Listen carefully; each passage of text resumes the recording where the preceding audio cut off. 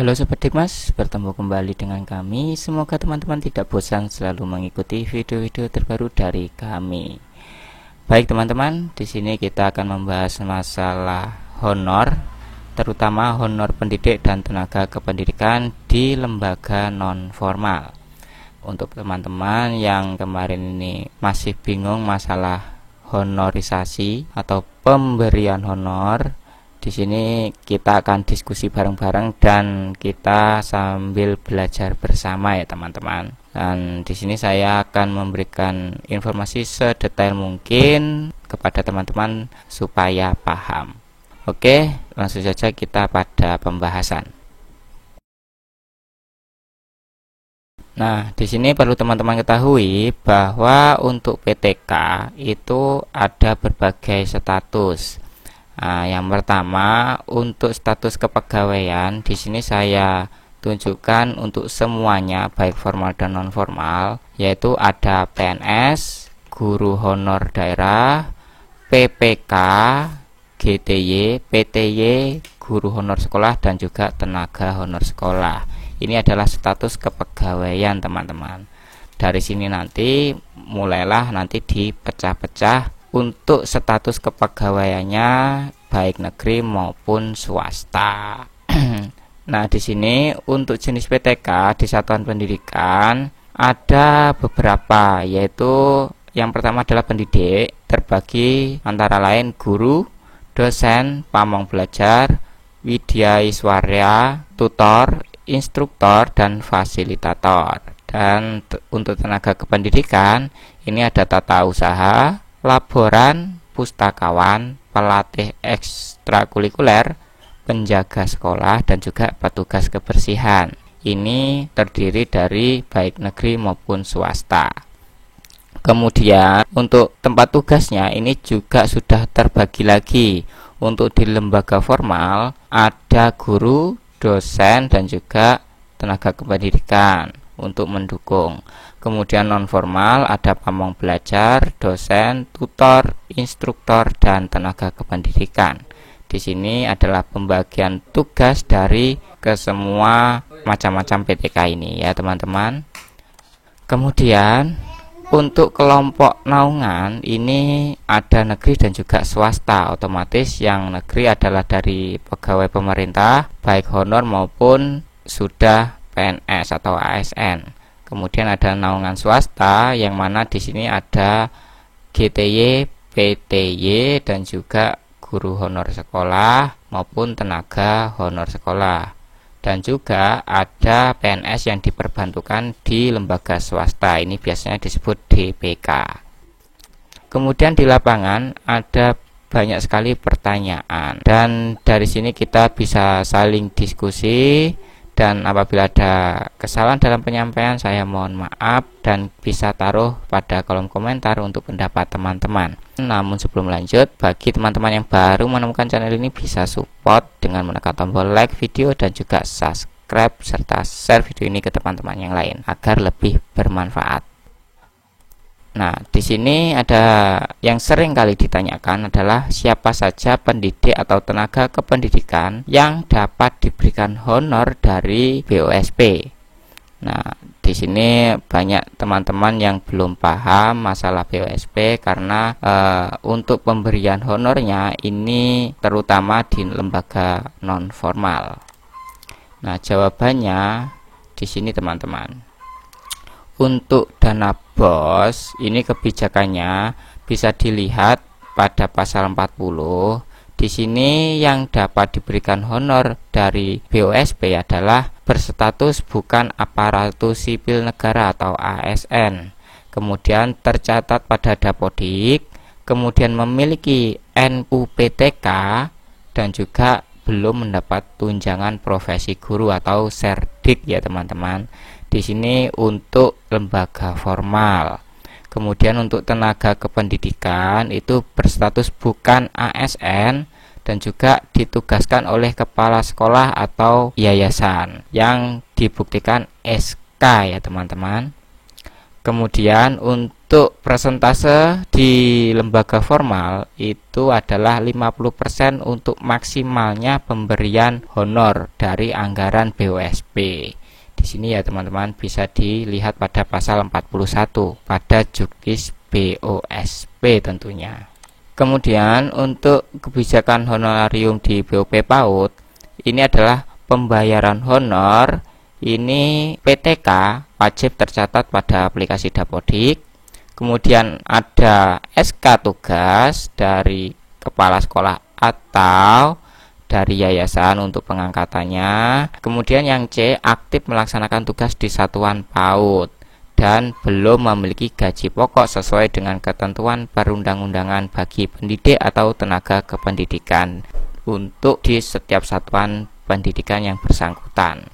Nah, artinya di sini teman-teman, apabila ada guru non-induk dari satuan SD ibaratkan ditugaskan pada lembaga PAUD, bisa diberikan anggaran honorarium dari BOP, tetapi dengan catatan yaitu terdaftar di Dapodik dan juga ada SK penugasan. Di sini ya teman-teman.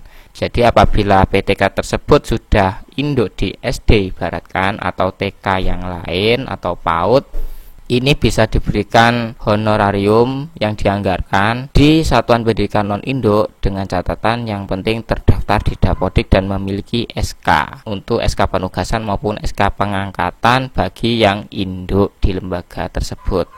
Jadi apabila pemberian honornya ini masih di bawah standar, bisa ditambahkan dari anggaran BOP PAUD seperti itu teman-teman. Selain dari pemberian honor sekolah. Nah, di sini untuk BOP kesetaraan reguler, untuk pembayaran honor ini hampir sama dengan PAUD tadi kebijakannya bahwa wajib tercatat pada aplikasi Dapodik untuk pendidik atau tenaga kependidikannya, kemudian ditugaskan di satuan pendidikan dengan SK penugasan atau SK pengangkatan bagi yang lembaga induk. Kemudian aktif melaksanakan tugas di satuan pendidikan PKBM maupun SKB ataupun yang lainnya yang menyelenggarakan pendidikan kesetaraan. Kemudian belum memiliki gaji pokok sesuai ketentuan perundang-undangan bagi pendidik atau tenaga kependidikan di satuan pendidikan yang bersangkutan. Jadi apabila ada PKBM atau SKB yang PTK-nya terutama pendidik ini banyak dari non-induk lembaga formal, ini dapat diberikan honorariumnya dari BOP untuk memberikan haknya. Jadi baik itu dia ASN ataupun non ASN ini bisa diberikan, itu sesuai yang ada di juknis ini ya teman-teman. Jadi bisa diberikan honor untuk PTK-nya di lembaga satuan tersebut bagi yang belum mendapatkan gaji pokok sesuai perundang-undangan dari satuan pendidikan. Seperti itu ya. Kemudian apakah PTK yang sumber gajinya sudah diberikan yayasan bisa diberikan honorarium dari BOSP? Kira-kira bagaimana teman-teman untuk pertanyaan yang ini? Mungkin bisa taruh pada kolom komentar untuk pendapat teman-teman. Ini yang saya tahu itu tergantung kebijakan yayasan. Apabila honorarium PTK yang diberikan yayasan ini sudah sesuai ketentuan yang berlaku, sudah memenuhi standar untuk honorarium, maka satuan pendidikan tidak perlu menganggarkan honor pendidik maupun tenaga kependidikan. Ini bagi yang honornya sudah ditanggung yayasan. Seperti itu ya teman-teman. Apabila belum honornya ini diserahkan kepada satuan pendidikan, maka satuan pendidikan bisa menganggarkan honornya dari BOSP. Seperti itu ya. Kemudian apakah honor kegiatan dengan honorarium bulanan PTK dapat dianggarkan bersamaan? Otomatis jawabannya tidak bisa teman-teman. Karena apa? Di dalam Arkas ini ada sendiri untuk honorarium bulanannya, standarnya di standar pembiayaan. Kemudian untuk pelaksanaan atau kegiatan ini adalah jasa. Jadi untuk PTK yang ditugaskan dalam kepanitiaan pelaksanaan kegiatan ini bisa diberikan honornya jasa ini di luar honor bulanannya. Jadi berbeda ya teman-teman. Jadi untuk kegiatan ini pun juga berbeda-beda, tidak setiap bulan. Semoga teman-teman paham apa yang saya jelaskan di sini.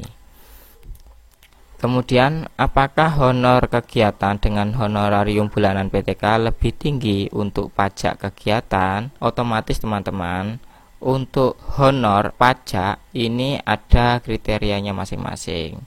Untuk honor bulanan ini terkena PPh 21 dan honor kegiatan ini ada PPh 23. Jadi honor yang diberikan saat jasa kegiatan ini dipotong honor PPh 21 kemudian dipotong kembali PPh 23 yaitu sebanyak 2%. Jadi lebih banyak otomatis untuk pajak honor kegiatannya. Seperti itu ya teman-teman. Dan untuk honor kegiatan tidak semua kegiatan bisa dianggarkan dari BOSP, tapi memakai dana lain-lain dari anggaran sekolah. Seperti itu teman-teman. Nah, apakah bisa satu PTK merangkap tugas dalam 2 kegiatan atau lebih? Menurut teman-teman bagaimana? Kalau menurut saya di sini jawabannya bisa. Karena apa? Dalam pelaksanaan kegiatan pasti PTK tersebut diberikan tugas dan di SK-kan oleh Kepala Satuan Pendidikan. Jadi selain honor bulanan yang setiap bulannya diterima, PTK tersebut apabila diberikan tugas untuk pelaksanaan kegiatan dan menjadi panitia, otomatis Kepala Satuan Pendidikan membuatkan SK untuk kepanitiaan dan kegiatan tersebut walaupun satu PTK merangkap berbagai kegiatan.